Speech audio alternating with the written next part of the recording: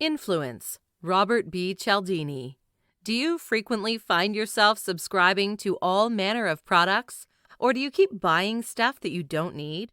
You have probably been influenced into doing so by expert salespeople and slick advertisements. We all fall victim to the power of influence, which makes use of the way our brains work to get us to comply with requests. How, you wonder? And could you use these powers yourself? Get ready to learn all about the powerful impact of influence. How does our thinking work? The behavior of mother turkeys can seem odd to us sometimes. They are loving and caring mothers in tending to their young, but the way in which they make sure they are looking after their own chicks is by listening to the cheep cheep sound their babies make. Scientists tried to see if a turkey hen would nurse a stuffed polecat, one of the natural enemies of the turkey, if it emitted the same cheep cheep sound, and she did. While this kind of automated behavior may seem odd and even ridiculous to you, you shouldn't be too quick to judge. We humans also rely on these automatic, shortcut thinking patterns to simplify our engagement with the world around us.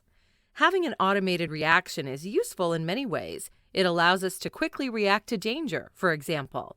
And especially in the complex world of today, where we are bombarded on all sides with incredible amounts of information, having certain reliable shortcut thinking processes allows us to navigate the world successfully.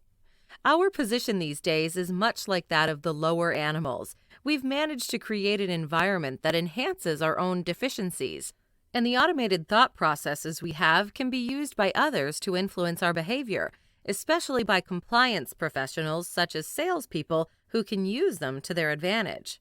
There are 6 basic principles in which our thinking can be influenced: consistency, reciprocation, social proof, authority, liking, and scarcity.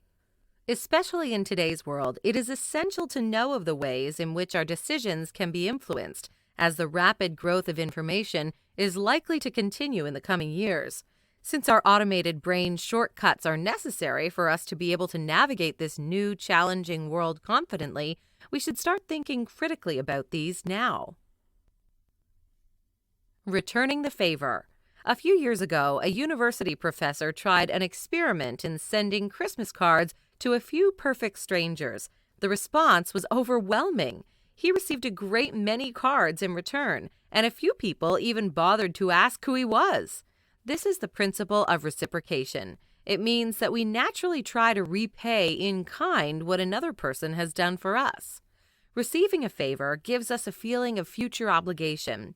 Consider giving someone a birthday present who gave you one, or inviting someone to your party because they invited you to theirs. This kind of behavior evolved because it allowed primitive societies to share resources such as food and shelter.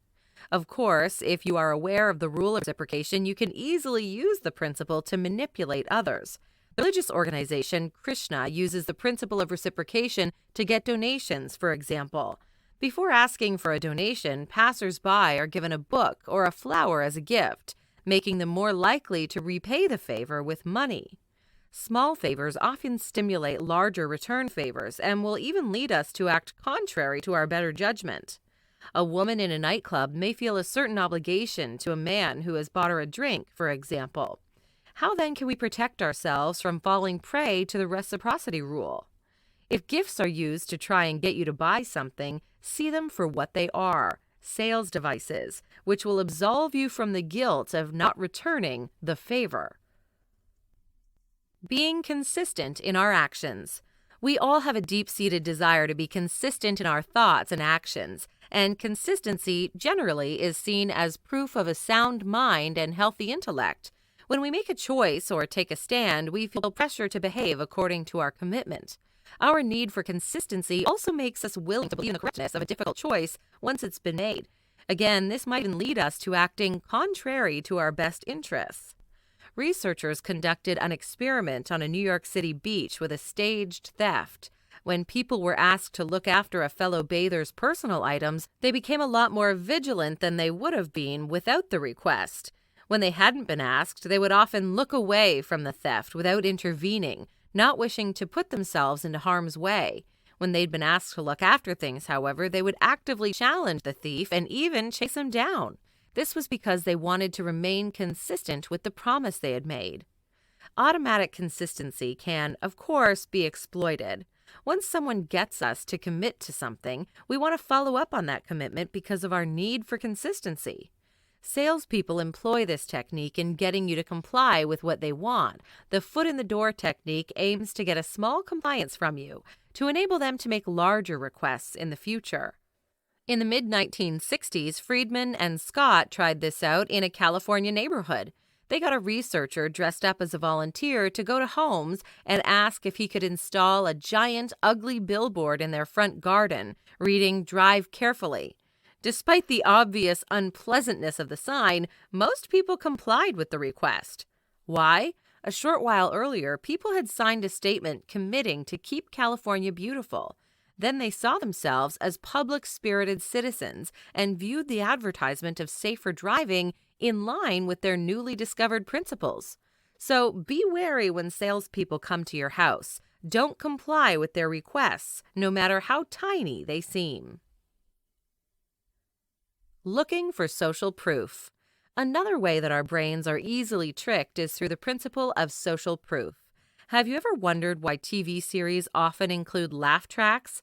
That's because research has shown that canned laughter will cause an audience to laugh longer and more often, making us find the material funnier. To find out what the correct way of behaving is, we often turn to what other people are doing. When we are uncertain about how to act, we will simply copy what others are doing around us. This is also why many advertisers choose to say their products are the fastest growing or best selling, whether it's true or not. Many advertisements use false users of their product to convince us of its value. They often have actors giving testimonials about how the product changed their lives. The Werther effect demonstrates how the need for social proof can have devastating effects. Professor Phillips, a sociologist at the University of California, observed that within the following 2 months of a newspaper's front page coverage of suicide stories, an average of 58 more people would commit suicide as well. This is also why a lot of people become bystanders when a crime or emergency happens in front of them. Seeing that no one else is acting, they will assume they do not need to do anything either. To overcome this, if you ever find yourself in an emergency situation as a bystander, take action and delegate tasks, such as telling someone else to call an ambulance. Liking someone. We are more likely to say yes to someone we know and like.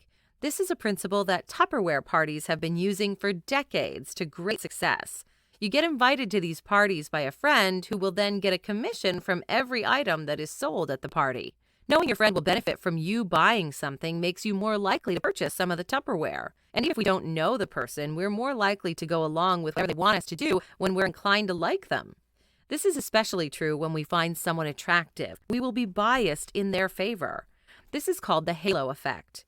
In addition to the principle of liking, we are also more likely to follow someone who exudes authority. This was demonstrated in an experiment by Milgram. Participants were given the task to test someone's knowledge, and for each wrong answer they received, they were told to give the other person an electric shock. What they didn't know was that the other person was not actually receiving shocks, but only feigned pain, and eventually begged the participants to stop. They went on, and for each wrong answer gave increasingly powerful electric shocks, up to 450 volts in some cases. They did so simply because they'd been told to do so by a person of authority. We all have a deep-seated sense of duty to obey authority. This can be misused by compliance professionals by dressing up as authority figures, such as doctors or professors, for example. Something as simple as adding a title to their name can have the effect of us being compelled to follow their requests. One way of evading manipulation in this way is by simply asking whether the authority figure you're encountering is truly an expert. When it's gone, it's gone. The final way in which our brains are easily influenced is through the principle of scarcity. The idea of potential loss is a strong motivator in our decision-making processes. This is the guiding principle behind many sales tactics, and the reason why businesses will often emphasize such things as sale ends in 2 days. Another way in which sales are boosted is through the limited number tactic. The customer is informed that a certain product is in short supply. This is sometimes true, but is often made up to push sales. If an item is scarce, that means we're losing the freedom to buy it. It also leads us to think it's more valuable. Connected to this is the Romeo and Juliet effect. Couples who are receiving parental interference in their relationship will often commit more strongly to the partnership and will even get married, which they might otherwise not do. With less parental interference, the romantic interest usually cools. How then can we protect ourselves from falling prey to the lures of scarcity? Our typical reaction to scarcity hinders our ability to think, says Cialdini. This means we're less likely to examine and analyze the situation thoughtfully and objectively. You can choose to see this rising tide of arousal as a warning. Ask yourself what you want from the item. Do you simply want to process it because there are only a few available, or do you actually need it? Final notes. Our automated thought processes make us vulnerable to manipulation. Compliance professionals, such as salespeople, know this and use our automated thinking to manipulate us into committing to things we do not need. By becoming aware of the ways in which our thinking can be influenced, we are able to protect ourselves from unwanted decisions and manipulation. Cialdini makes a strong point for how we are influenced in our everyday lives. Whether you want to use these principles to influence others or to protect yourself, you're sure to find a fountain of knowledge and practical examples in Influence. Hi, I'm Rhonda, and this is an exclusive audiobook video recorded for the Audiobook Master Channel. Enjoy your audiobook and have fun learning. Don't forget to subscribe and hit the notification button so you'll get updated on our next upload. If you liked the video, give us a thumbs up and say your thoughts about the book we just covered. Do you want to listen to a summary or review of a book that we haven't covered in the past? Say it in the comments below or send us a message. Don't forget to check our other uploads. Enjoy listening!